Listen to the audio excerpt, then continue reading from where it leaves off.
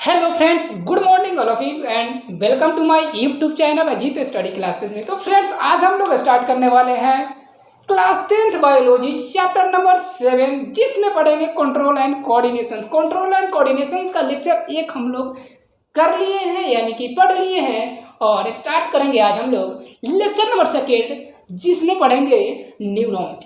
आप लोग को बताया थे फ्रेंड्स कि नेक्स्ट लेक्चर हमारा है जो न्यूरॉन्स है। तो सबसे पहले हम लोग क्या करते हैं, आप लोगों को पता होगा कि हम लोग जो भी स्टार्ट करते हैं, जो आगे का स्टडीज करते हैं, उससे पहले क्या करते हैं हम लोग जो पीछे वाले पढ़े थे उसका क्विक रिवीजन करते हैं। तो आइए पहले हम लोग क्या करते हैं, छोटा सा क्विक रिवीजन करेंगे और फिर से स्टार्ट करेंगे न्यूरॉन्स को।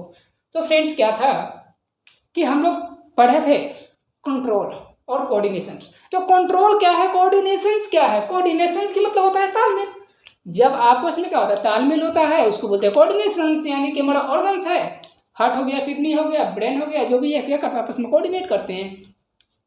कंट्रोल में पढ़े थे जब प्रोसेस क्या था, जब प्रोसेस ऑफ टुगेदर जैसे कि एक वर्किंग टुगेदर था, उसको किस फॉर्म में था, बॉडी का रेगुलेटेड मैनर में था। जैसे देखे थे उसको क्या किए थे कि हमारा कंट्रोल में देखे थे कि हमारा ब्रेन और स्पाइनल कॉर्ड, जैसा कि ब्रेन है, ब्रेन को हम क्या करते हैं, कंट्रोल करते हैं, ब्रेन को कंट्रोल कर लेते हैं। लेकिन वही बात कर किया जाए, हार्ट हो गया, हमारा लंग्स हो गया, हमारे किडनी हो गया, हमारे यूरिनरी ब्लैडर हो गया, हमारा लीवर हो गया और पैनक्रियास, जैसे कि ये स्टमक और इंटेस्टाइन, ये सारी ऑर्गन्स है जो हम इसको कंट्रोल करेंगे। आप कमेंट बॉक्स में कमेंट कीजिए कि क्या इसको हम कंट्रोल कर पाएंगे। बिल्कुल नहीं, इसको हम कंट्रोल नहीं करते हैं, क्योंकि इसको अगर हम कंट्रोल कर लेंगे तो हमेशा के लिए हम किसी और के कंट्रोल में चले जाएंगे। यानी कि इसको हम क्या करते हैं, कंट्रोल नहीं करते हैं। तो फ्रेंड्स, क्या होता था कि सर आपने बोला था कि कंट्रोल पढ़ाएंगे, लेकिन ये कंट्रोल नहीं करेंगे तो क्या होगा, ये अनकंट्रोल हो गया। तो बिल्कुल है, अनकंट्रोल हो गया। लेकिन इसको क्या करते हैं, आपस में कोऑर्डिनेट करते हैं। कोऑर्डिनेट मतलब तालमेल। किसी होता है जैसे फ्रेंडशिप चलता है, आपका ही हो या किसी और का हो, उसमें क्या करते हैं, किसी होटल वगैरह घूमने जाते हैं तो कोई होता है कि कोई होटल में फ्री खाने बैठते हैं। उसमें क्या करते हैं, आपस में तो है भाई, अब 4-5 बंदे हैं, अब आपस में क्या करेंगे, धक्का मुक्की कहेंगे कि पहले हम जाएंगे, तो वो बोलेंगे आपको हम जाएंगे। अब बताइए कि आप ही अगर कंट्रोल नहीं करेंगे तो जो अगला आपको खिला रहा है वो आपको देगा?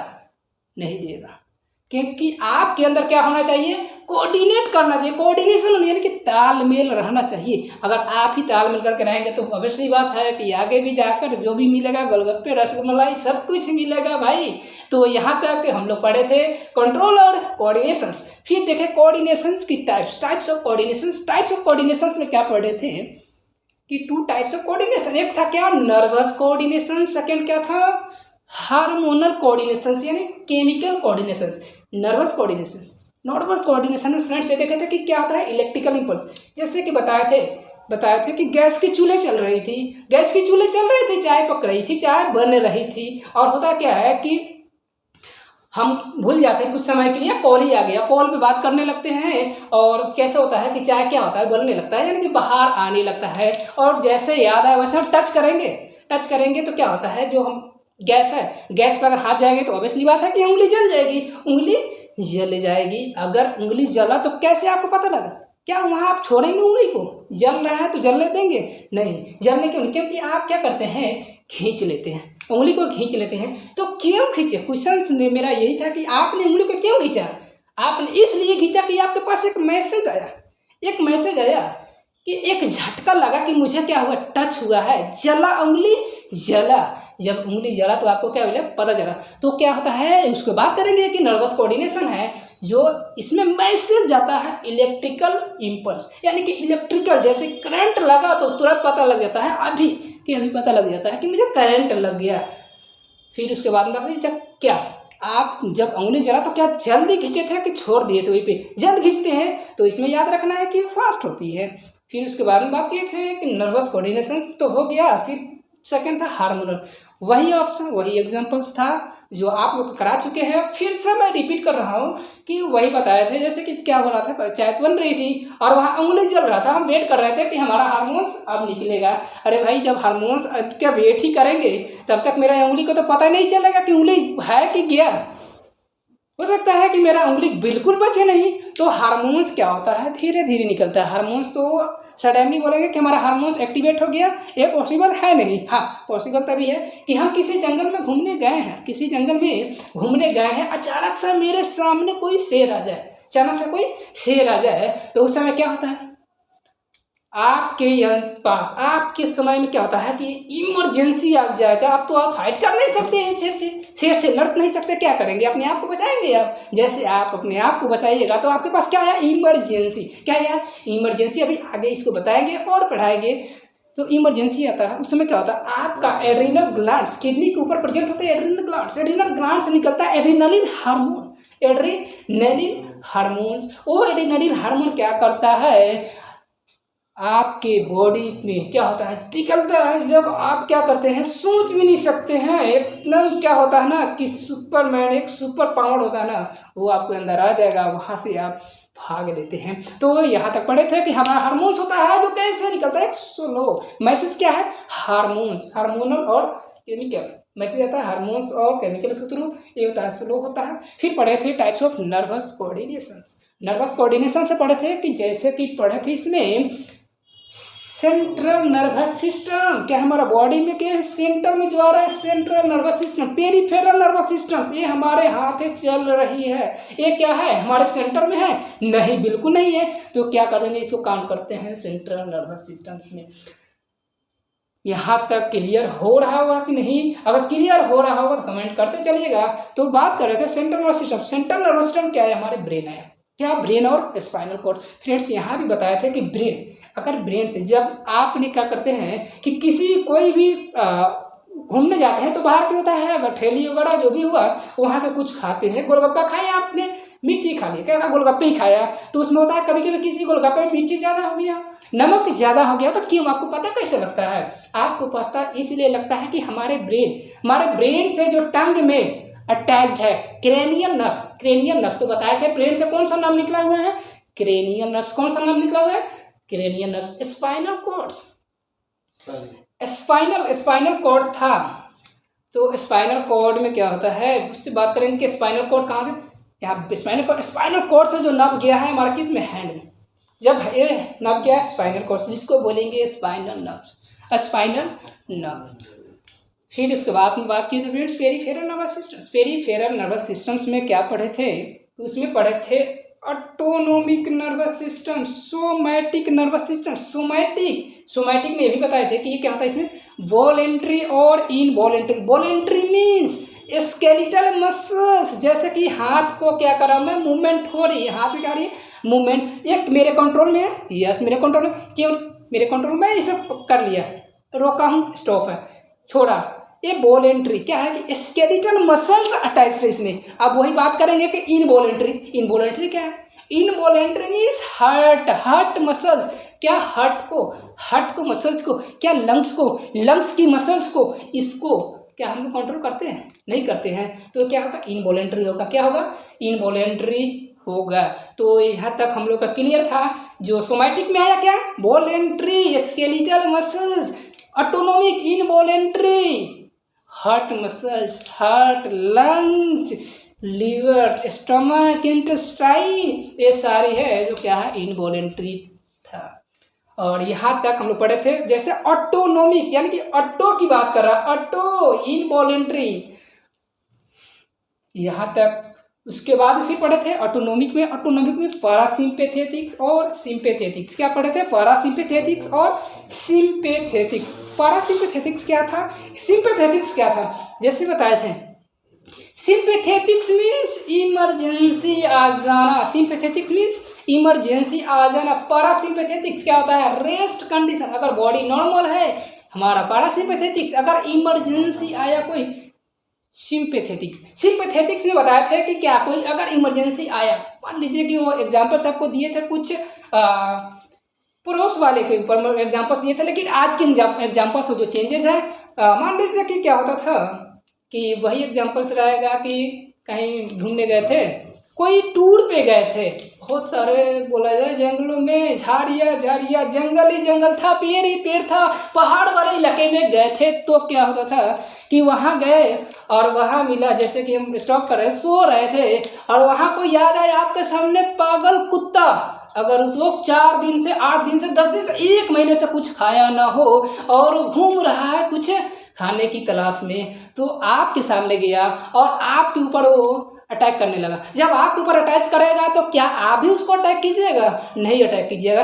क्योंकि वो ऑलरेडी जानवर है, उसको कुछ समझदारी नहीं है, लेकिन आपके पास तो समझदारी था। तो आप क्या कीजिएगा? भाग लीजिएगा वहाँ से। तो भागा तो आपके पास क्या आया? एक इमरजेंसी आया। क्या आया? एक इमरजेंसी। अब इमरजेंसी तो आया, तो क्या उस समय आप इमरजेंसी तो क्या ऐसे रहिएगा रेस्ट पे? अरे कोई नहीं, इमरजेंसी है, सो लेते हैं। इमरजेंसी में कोई सोता है? बिल्कुल, अरे कौन सोता है? नहीं सोता है, इमरजेंसी में कोई नहीं सोता। तो अब आप भागे वहाँ से, आप वहाँ से भागे। अब भागे तो क्या होगा? आपका हार्ट बीट रेट बढ़ेगा। मान लीजिए कि 1 मिनट में 72 बार हार्ट बीट रेट, यानी कि आपका बोला जाए हिंदी में दिल की धड़कन चल रही थी, तो क्या हो जाएगा? 1 मिनट में 100 बार हो जाएगा, यानी कि हार्ट बीट रेट बढ़ जाएगा। आपके पास सांस ले रहे थे 1 मिनट में कितने बार? 12 से 16 बार। अब वो 12 से 16 टाइम सांस लिए, वो भी बढ़कर कितना भाग जाएगा? 20-25 भाग जाएगा, यानी कि ब्लड प्रेशर बढ़ जाएगा, हार्ट बीट रेट बढ़ जाएगा, ब्रीथिंग रेट बढ़ जाएगा। और क्या बताए कि मान लीजिए कि वहाँ तो आपको लगा था भूख, मुंह से निकल रहा था सलाइवा, मुंह से निकल रहा था सलाइवा। अब सलाइवा क्या निकलेगा? सलाइवा नहीं निकलेगा, इनहिबिट हो जाएगा। ऑलरेडी मैंने आपको करा दिया है। स्टमक में चूहे कूद रहे थे, पेट में भूख लगी थी, आपने बैठा था खाने की बैठ लिए, लेकिन आपके सामने क्या आया था? पागल कुत्ता। तो उस समय क्या होता है कि आपका क्या पेट में चूहा कूदेगा? नहीं, आप तो पहले भागिएगा, तो क्या हो जाएगा? पेट में भी जो स्टमक एक्टिविटीज़ था वो इनहिबिट हो जाएगा। फिर इसके बाद में क्या किए? आप वहाँ से भाग लिए। जब वहाँ से आपने भाग लिया तो क्या होता है कि किसी घर में या कि कोई वहाँ प्लेस ऐसा हो जहाँ आपके लिए सेफ्टी हो, वहाँ जाकर आप क्या कीजिएगा? रुक जाइएगा, यानी कि छिप जाइएगा। आपने छिपा, छिपने के बाद में क्या होता है कि आपका धीरे धीरे हार्ट बीट रेट नॉर्मल हो जाएगा, धीरे धीरे फिर जितना नॉर्मल में रहता है उतना आ जाएगा, ब्लड प्रेशर आ जाएगा, ब्रीथिंग रेट आ जाएगा, स्टमक एक्टिविटीज़ धीरे धीरे फिर से भूख लगना स्टार्ट हो जाएगा, यानी कि स्टिमुलेट हो जाएगा, फिर धीरे धीरे सलाइवा भी स्टिमुलेट होने लगेगा। तो यहाँ तक था हमारा फर्स्ट लेक्चर्स, जो आप लोग को फिर से मैं दोबारा रिपीट कर दिया और कंप्लीट कर दिया। अब हम लोग स्टार्ट करेंगे जो आज की लेक्चर सेकेंड है, जिसमें पढ़ेंगे न्यूरॉन्स। तो आइए अब हम लोग स्टार्ट करते हैं।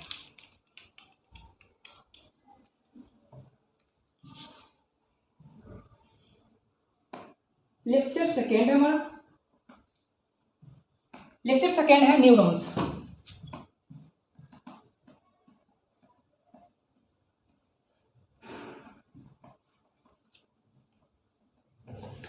न्यूरॉन्स का एक छोटा सा डायग्राम बनाएंगे, उसके बाद में हम लोग एक एक करके पढ़ेंगे डिटेल्स में। तो आइए पहले न्यूरॉन्स का एक छोटा सा डायग्राम बनाते हैं।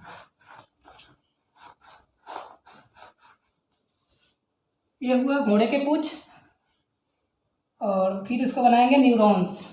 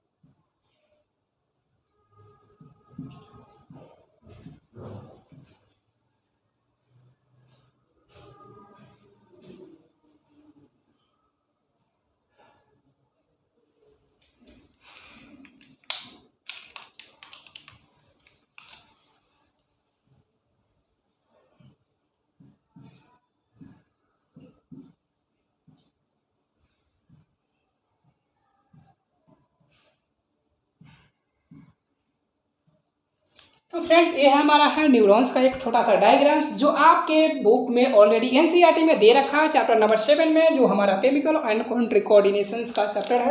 और इसमें है न्यूरॉन्स। न्यूरॉन्स है इसका पहले हम लोग नाम इसमें लिखेंगे। ये क्या हमारा डेंड्राइट्स। डेंड्राइट्स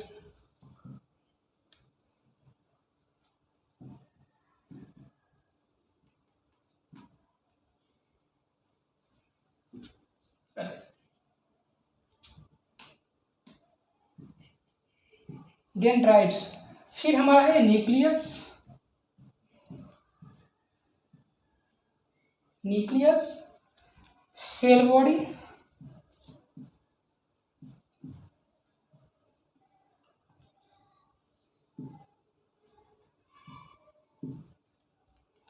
ये दोनों का बीच का जो स्पेस रहता है जिसको हम लोग बोलते हैं एक्सोन। Axon, axon. और लास्ट में हमारा आता है नर्व एंडिंग। नर्व एंडिंग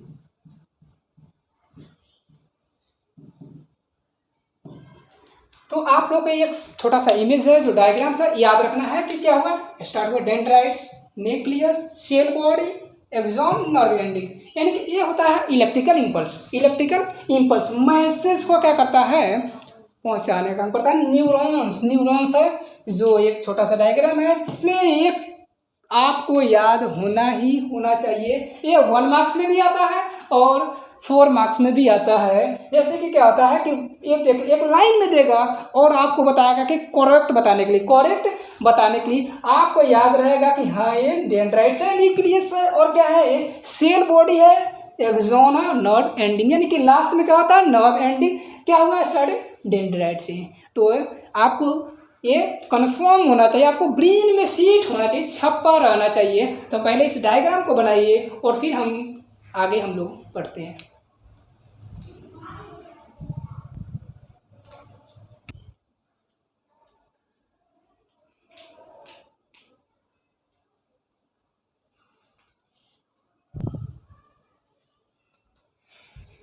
तो फ्रेंड्स यहाँ तक नोट्स हो गया होगा। नोट्स अगर हो गया है तो इसको बता दीजिए, मैं क्लीन कर सकता हूँ। और आगे हम लोग बढ़े और पढ़े हम लोग क्या neurons, types of neurons. Neurons तो हो गया, जिसको बोलते हैं इसको नर्व सेल बोलते हैं। इसको क्या बोलते हैं, नर्व सेल।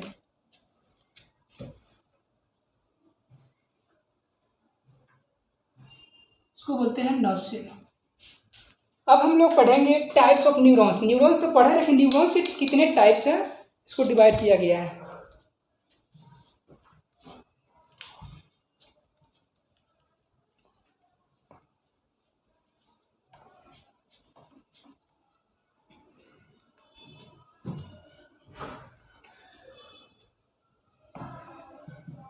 अब हम लोग को पढ़ना है टाइप्स ऑफ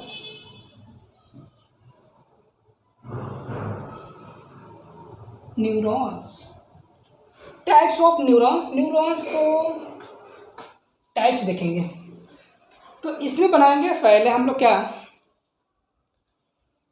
पहले बनाएंगे हम लोग एक छोटा सा डायग्राम।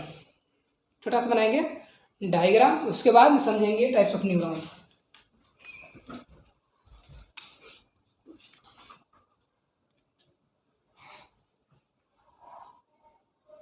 ये मान लीजिए आपका क्या है, पैर है और आप बेड पे सोए हुए हैं। कहाँ सोए हुए हैं, बेड पे।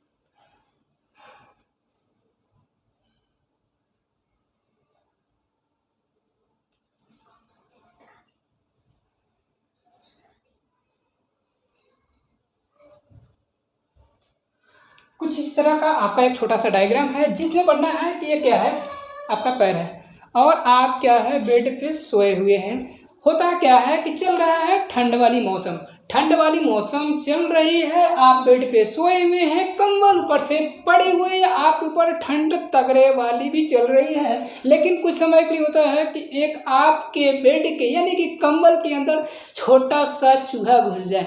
अगर चूहा घुसा तो क्या होता है कि आप उसको पैर से मारे कि बाहर निकलेगा, लेकिन आपने क्या किया, पैर से उसको मारा, आपके पैर में उसने चूहा ने क्या किया, अपने दांतों से पकड़ लिया। अगर दांत से पकड़ेगा आपको क्या होता है, काटेगा ही काटेगा, छोड़ेगा तो नहीं, क्योंकि आपने क्या किया, उसको पैर से मारा।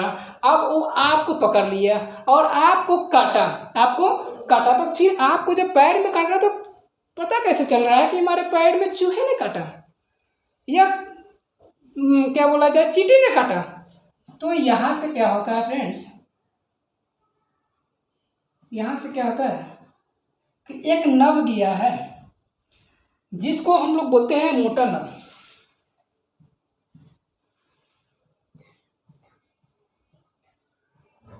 मोटा नव, और फिर हमारे उंगली तक गया, फिर इधर से भी तो एक नव आएगा, यानी कि जो भी नव जाता है पैर में जाता है, पैर में जाता है, तो इसको बोलते हैं सेंसरी नर्व।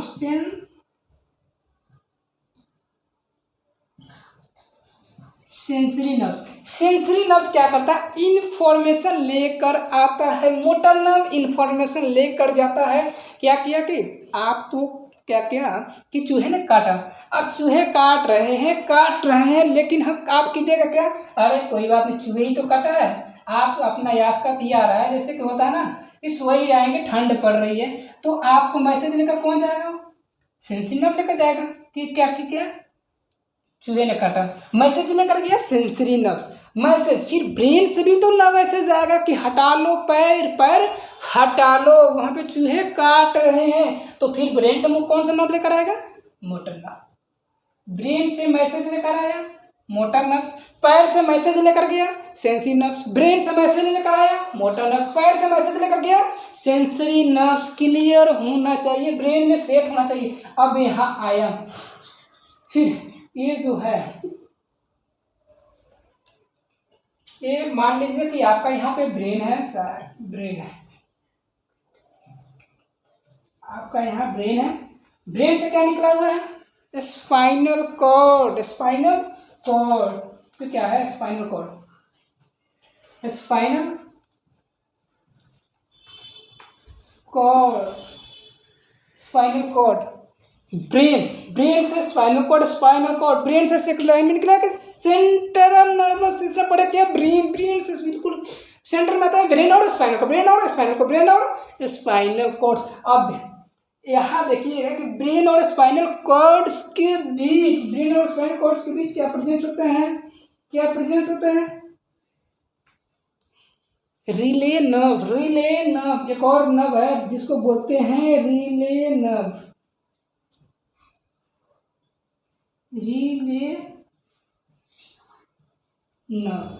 रिले नर्व है जो प्रेजेंट है हमारे ब्रेन और स्पाइनल कॉर्ड्स के बीच। रिले नर्व है जो प्रेजेंट है कहाँ, ब्रेन और स्पाइनल कॉर्ड्स के बीच। तो यहाँ तक ये डायग्राम था जिसको हम लोग बोलते हैं न्यूरॉन्स की टाइप्स की बात कीजिएगा तो जैसे कि क्या होगा कि सेंसरी मोटर नर्व, मैसेज लेकर गया सेंसरी नर्व, मैसेज लेकर गया सेंसरी नर्व, मैसेज लेकर आए मोटर नर्व, मैसेज लेकर आए मोटर नर्व।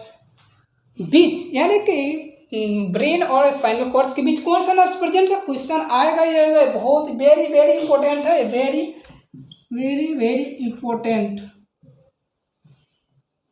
इंपॉर्टेंट है ये क्वेश्चन। यहाँ से ज़्यादातर बहुत ही चांस होता है, यानी कि तो आपको याद रखना है कि सेंसरी नर्व मोटर लेकर गया, सॉरी मैसेज लेकर गया, मोटर नर्व मैसेज लेकर आया, मोटर नर्व सेंसरी लेकर गया, मैसेज जो पैरों से लेकर गया, ले पैर के पास आया, मोटर ब्रेन और स्पाइनल कॉर्ड के बीच प्रेजेंट है रिले नर्व।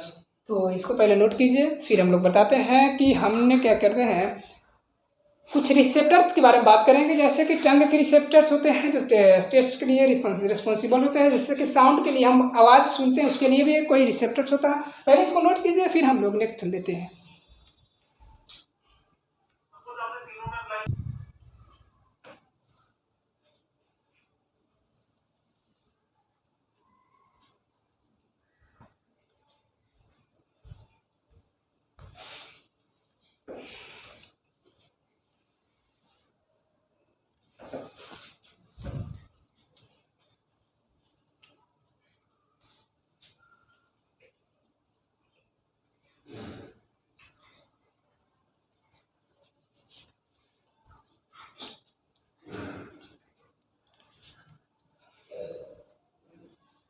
तो फ्रेंड्स अब हम लोग पढ़ेंगे types of sensory neurons types of sensory neurons.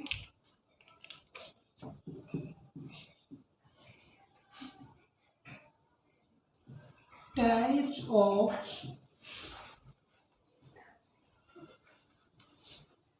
Sensory neurons.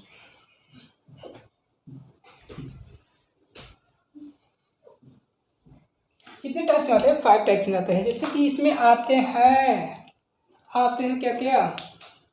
गैस्ट्रेटोरिसेप्टर,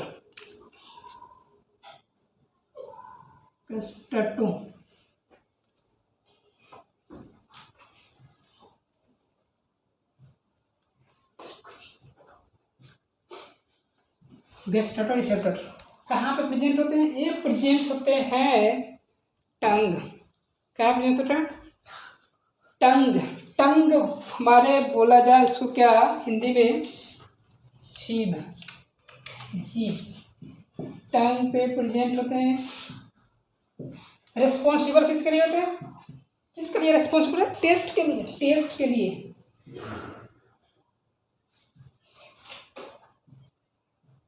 test के लिए रेस्पॉन्सिबल होते हैं। फिर उसके बाद में है फोटो रिसेप्टर। क्या है? फोटो रिसेप्टर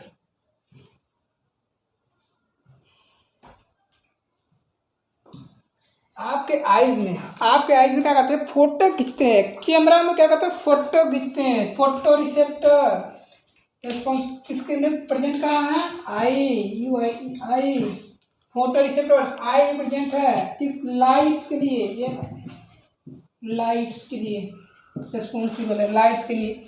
फिर वही देखेंगे। फिर है हमारा क्या? Audio receptor. क्या है? Audio receptor.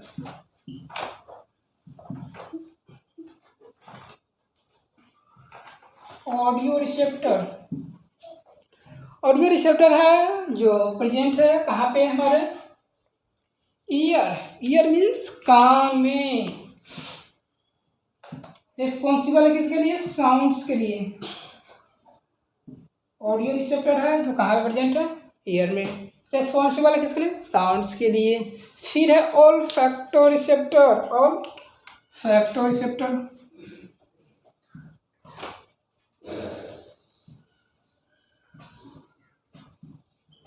ऑल्फैक्टो रिसेप्टर प्रेजेंट है कहाँ? नोज में हमारे प्रेजेंट है ऑल्फैक्टो रिसेप्टर।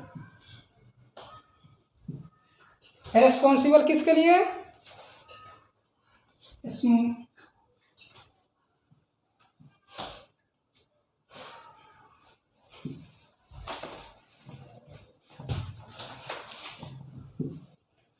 ऑल्फैक्टो रिसेप्टर्स स्मेल के लिए प्रेजेंट रिस्पॉन्सिबल होते हैं। स्मेल।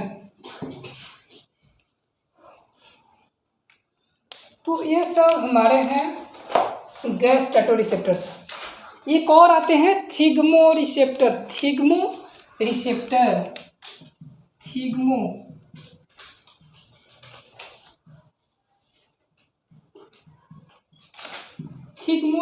है। ये प्रेजेंट है हमारे थिग्मो रिसेप्टर्स प्रेजेंट कहाँ पे होते हैं हमारे? थिग्मो रिसेप्टर है कहाँ प्रेजेंट होता है? हमारे स्किन में प्रेजेंट होता है थिग्मो रिसेप्टर्स। रेस्पॉन्सिबल किसके लिए होता है? टच के लिए।